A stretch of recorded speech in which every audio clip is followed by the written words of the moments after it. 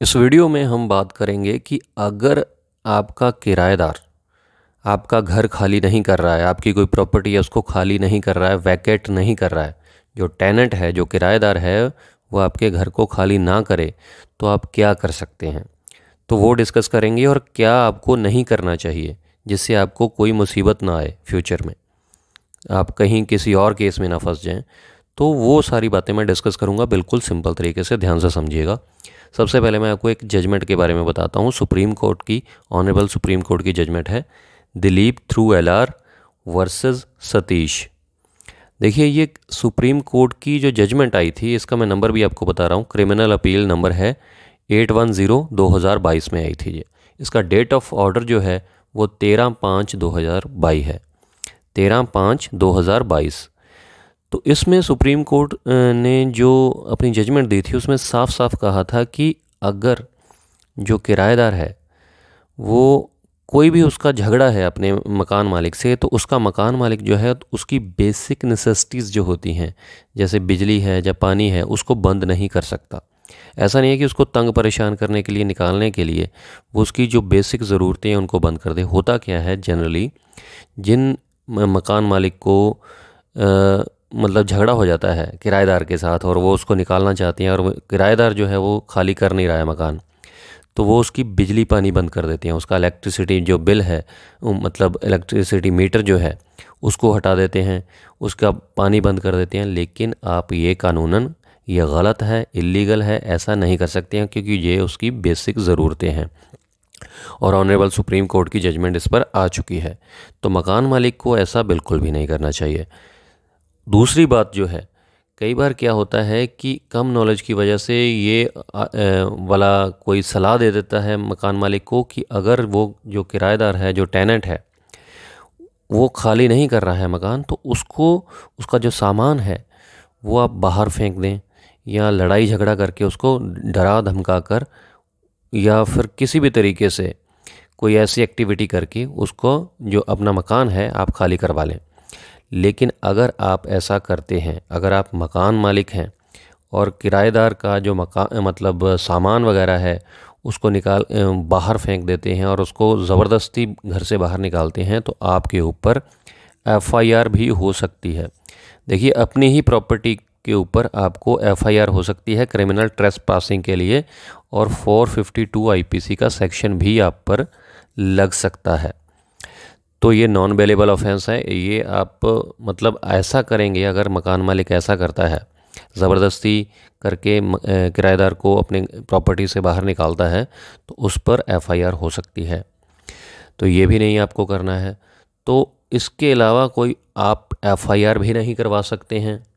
जो टेनेंट है, अगर वो किराया नहीं दे रहा है, आपके साथ एग्रीमेंट किया था कि इतने महीनों के बाद मैं मकान को खाली कर दूंगा, ना तो वो किराया दे रहा है ना ही मकान को खाली कर रहा है, तो उसके ऊपर आप क्या एफआईआर करवा सकते हैं या नहीं करवा सकते हैं। देखिए, इसके ऊपर कोई एफआईआर, धोखाधड़ी वगैरह की एफआईआर भी नहीं होगी। ये सिंपल एक सिविल मामला है।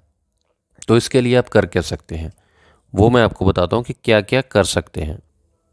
देखिए, इसके लिए सबसे पहले आपको यो करना है कि सिविल कोर्ट के अंदर जाकर एक सिविल सूट दायर करना है एविक्शन का। मतलब अपना मकान खाली करवाने के लिए एविक्शन सिविल सूट आप दायर कर सकते हैं। इसमें सबसे पहले सूट दायर करने से पहले भी आप अपने वकील के थ्रू, एडवोकेट के थ्रू, उसको आपको एक लीगल नोटिस भेजना चाहिए किराएदार को कि आपने मेरे साथ ये एग्रीमेंट किया था और इस हिसाब से आपने इतना किराया भी नहीं दिया है। अगर किराया दे भी रहा है, खाली नहीं कर रहा है, तो आपको मकान खाली करना है इस एग्रीमेंट के हिसाब से।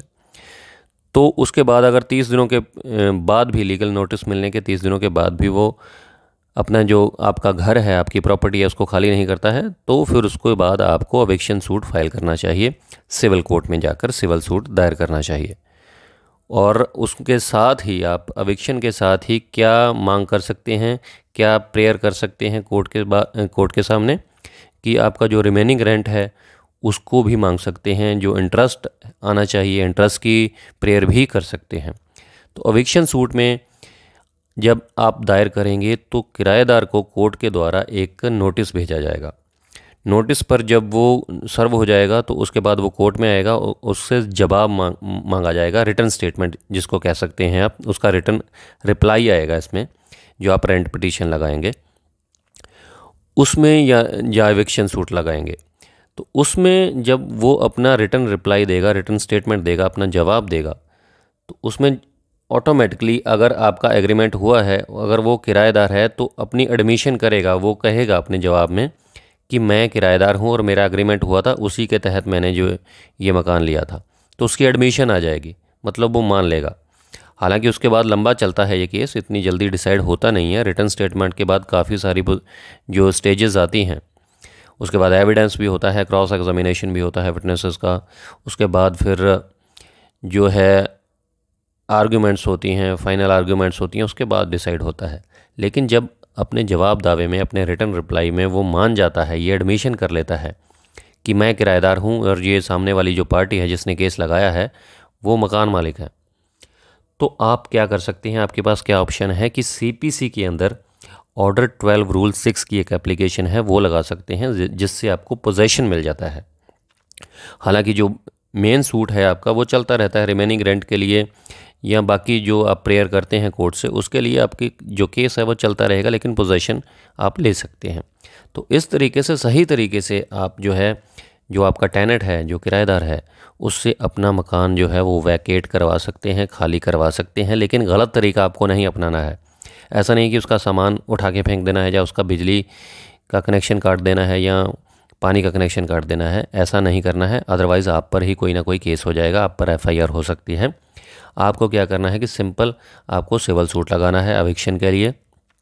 अगर रेंट नहीं दे रहा है तो रेंट पिटीशन लगा सकते हैं आप, और इस तरीके से लीगल तरीके से आप जो है किराएदार को निकाल सकते हैं अपने घर से बाहर, अगर वो अग्रीमेंट की शर्तों के अकॉर्डिंग नहीं चल रहा है तो उम्मीद करता हूँ आपको क्लियर हो गया होगा। अगर फिर भी कोई कन्फ्यूजन रह गई हो कि किराएदार को घर से बाहर कैसे निकालना है, तो आप कमेंट बॉक्स में कमेंट कर सकते हैं। अगर ये वीडियो थोड़ी सी भी अच्छी लगी तो लाइक ज़रूर कीजिएगा और मुझे कमेंट करके बताइएगा कि वीडियो कैसी लगी।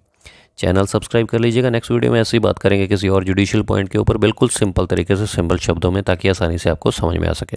शुक्रिया, धन्यवाद।